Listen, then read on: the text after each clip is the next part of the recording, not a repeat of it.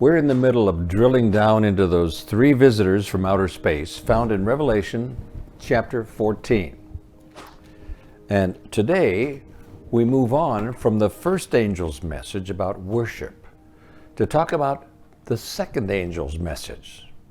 What is that? And finally, the third angel's message found in Revelation. Notice, please, verse 8. After it is talked about the first angel in verses 6 and 7. And another angel followed, saying, Babylon is fallen, that great city, because she has made all nations drink of the wine of the wrath of her fornication. Babylon? What does this end-time message of the second angel, specifically mentioning Babylon, why Babylon, a nation that ended hundreds of years before Jesus was born on earth? Well, now remember that the book of Revelation is full of biblical symbols, cartoons. They represent something critical to our understanding of end times. Now, throughout Scripture, Babylon was one of the great enemies of God's people back in the Old Testament. The name actually comes from the days when men built that great tower back in Genesis, the Tower of Babel. It was a monument to their disbelief in God. Now, God had promised Noah that never again would he send a worldwide flood upon the earth. But these people, they didn't trust him. They decided to build a tower so high that they would be safe from another flood if it ever came. You remember the story. How God came down and disrupted the work by confusing their languages. Confusion. So Babylon has come to mean confusion and disbelief in God, rebellion against God. Babylon is like a road rage fist in the face of God. And later, sure enough, the nation of Babylon was the great enemy of Israel, God's people. Babylon destroyed Jerusalem and carried the Israelites into captivity. That's why the book of Revelation uses Babylon to symbolize the enemy of God's people down at the end of time. Babylon is a symbol. It represents all apostate, fake news religious organizations and denominations and their leadership who are opposed to God and his people in the last days. Are you listening? Friend, God inspired Martin Luther and the Great Reformation to bring people out of the Dark Ages. The great reformers like John Wycliffe and John Knox and Calvin and Huss and Jerome.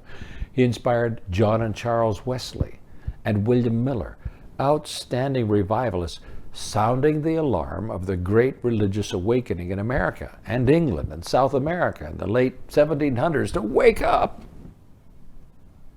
But what's happening in our modern world? For over 200 years, many denominations, well, they've been rocking to sleep in fatal drowsiness. Denominational sectarianism and religious bias stifled revival and spirituality to the point some churches are now so secular they don't even refer to God as He, but God is a she.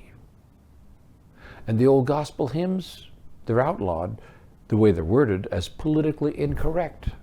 I've been to some of those churches. I'm shocked. Churches are too often today just religious clubs. So you see, the second angel's message announces today that all these religious movements, once led by God, have fallen away from the purity and simplicity of the gospel. Notice verse 8. Babylon makes all nations drink of the wine of the wrath of her fornication. This means that Babylon, the religious powers opposed to God at the end of time, will unite with political organizations of the world, the nations, in an unholy, adulterous relationship that God compares to fornication or spiritual adultery. This 21st century union will try to force those who remain faithful to God to join in spiritual adultery by disobeying God's commandments. Revelation chapter 18, verses 1 to 3 expands on this and pictures the political, economic, and religious powers of earth all combined into a great confederacy of rebellion against God designed to push those who remain faithful to Him and to crush them. Talk about an emergency SOS call for revival. But friend, God still has His faithful, loyal people. They will not lose faith in Jesus. They will continue to proclaim His judgment and the true Sabbath. The second angel's message is a warning to people to get out of the apostate, counterfeit, religious systems of confusion. This message calls men and women back to the pure, simple gospel and the saving truths of salvation by faith in Jesus alone. And it warns people, get ready for Jesus' soon return.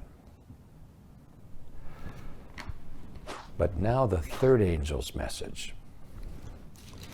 Finally, John saw a third angel.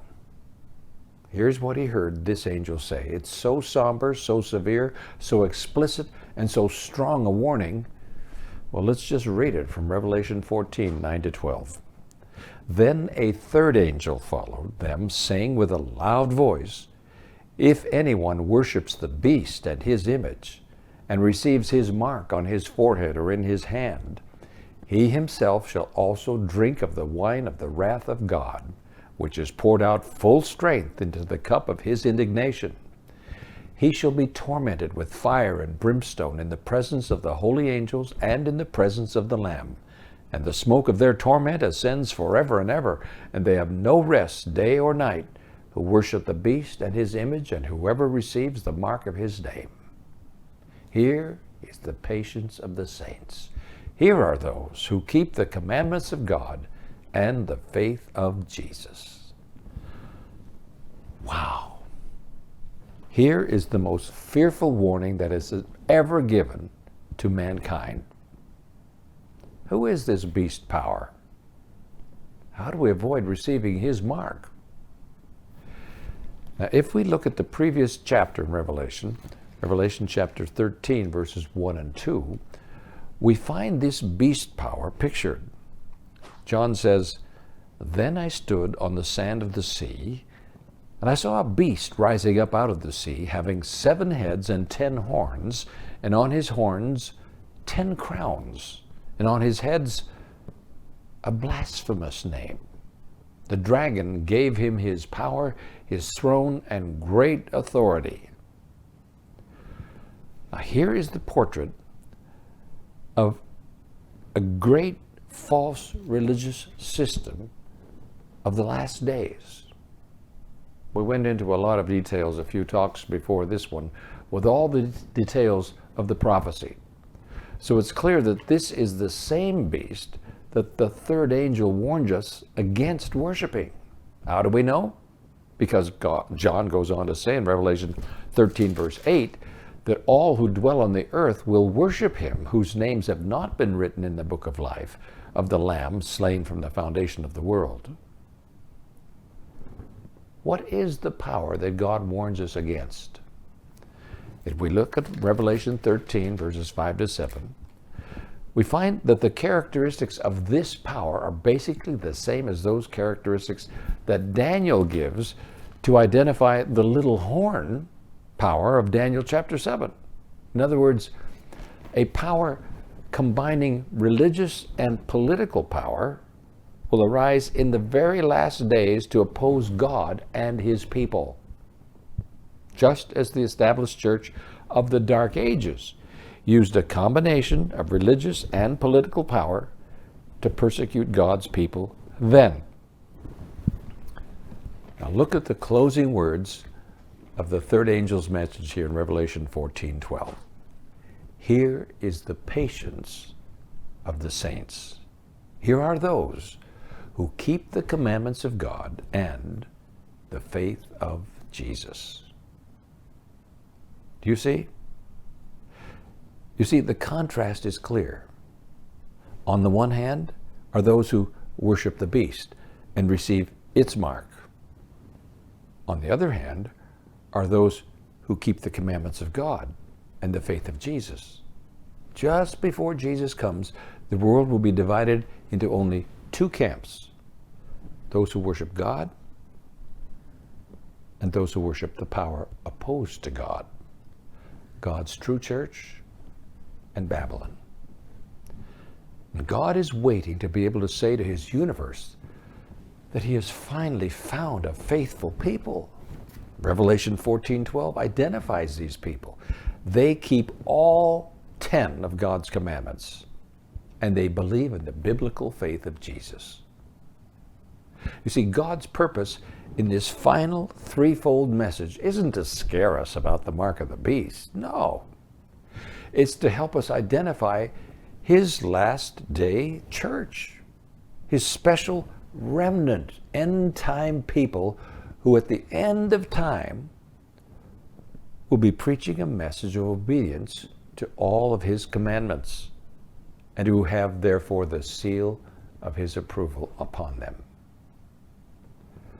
Oh yes, the third angel warns about receiving the mark of the beast. And in Revelation 13:16 and 17, we find that the devil will try to place his mark on everyone. We've seen that the seventh-day Sabbath is God's sign or seal of his creatorship.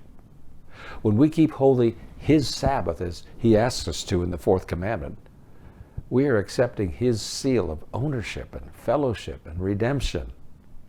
It says it's a sign between him and us forever that he is our creator and redeemer. Jesus said in John 14:15, "If you love me, keep my commandments."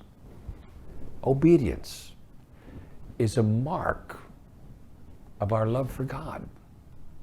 Likewise, disobedience is a mark of our lack of loyalty to him. Those who willfully refuse to obey God and accept instead the counterfeit Sunday that Satan has introduced in opposition to God's Sabbath are showing their allegiance to the powers opposed to God. They are accepting the mark of the beast. Do you see? Revelation 13:15 indicates that at the very end of time, Satan and his agents will pass laws requiring everyone on earth to worship the beast and its image. Those who refuse are to be killed. Now let me be clear. Friend, no one today has the mark of the beast. Those who worship on Sunday do not have the mark of the beast. Only when the issues are made so clear at the end of time, crystal clear, and Sunday worship is required by law on pain of death, only then can we individually weigh the claims of men against the commandments of God and knowingly and intentionally choose to receive or reject the mark of the beast. What's the bottom line? What does this all boil down to? An issue of loyalty.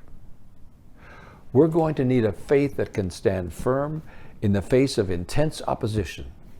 Peter says in 1 Peter chapter 5, verse 8, "Lonnie, be sober, be vigilant, because your adversary, the devil, walks about like a roaring lion, seeking whom he may devour. He knows his time is short." The issue, you see, is more than a mere matter of the seventh-day Sabbath versus Sunday, the first day of the week. The underlying issue is loyalty. Loyalty to God. The issue is a matter of the everlasting gospel. Will we trust God for our salvation? Will we accept His grace and His work, symbolized by the seventh-day Sabbath of rest? Or will we insist on our own works, our own righteousness, symbolized by a man-made day of worship? By our obedience, we show our love for our Creator and Redeemer. Likewise, by our willful disobedience, we demonstrate our rejection of Him. That's why God sends 3 angels with the most solemn, important messages ever proclaimed. They're calling us back to the principles of the everlasting gospel and to loyalty. Loyal worship of the Creator. They're appealing to us to avoid falling along with Babylon. Come out of Babylon. Come out of her, my people, says God in Revelation chapter 18. Come out. Denominations won't save you. These angels are a warning against being deceived into obedience to the beast power, which is opposed to God. They're a warning for us against being marked as loyal to the beast and disloyal to God. God doesn't want a single person to be lost. He doesn't want anyone to miss the joy of eternal life with Him. He longs for your obedience and your love. The crisis is coming. Now is the time to dedicate yourself completely to God in preparation for that final day. Such a decision is costly. Jesus never said that following Him would be easy, but He has promised in Matthew 28, verse 20, I am with you always, even to the end of the age. Won't you claim that promise right now? Hand in hand with Him, you can walk through the difficult events of the end time and right into His eternal kingdom.